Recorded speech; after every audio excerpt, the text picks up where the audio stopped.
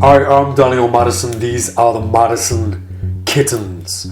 A lot of people thought that I was joking when I first showed this deck. This deck is for real, and so am I. The kittens are real. Now, this deck is designed to be the most unassuming weapon of close-up deception, simply because it looks like I just picked it up from my nan's house.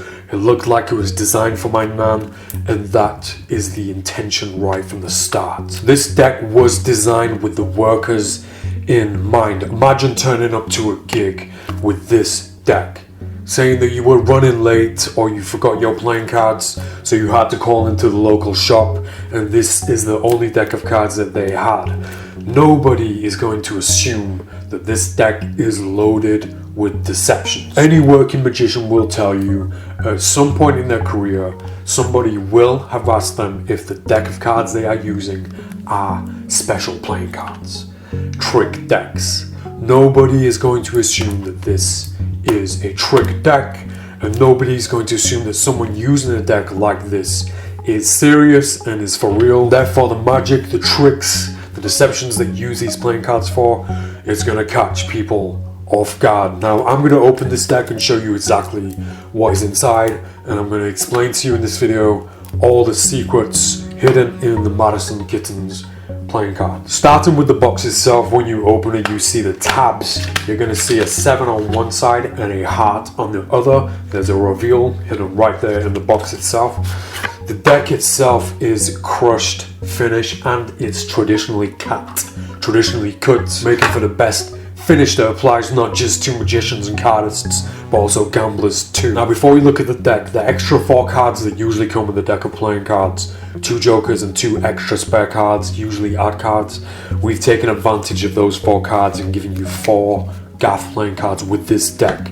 The first one is the popular Angle 0 GAFF card. This was first printed in one of the King's decks. I put this back into this deck with the 9 of clubs. You will find a card that is the Ace of clubs as well as the 3 of diamonds. Now, this is designed for quite a few different tricks, but as with the Angle 0 and 9 of clubs playing card, these two will be explained in a separate video. The other 2 cards, you will find an extra 9 of spades, a duplicate 9 of spades.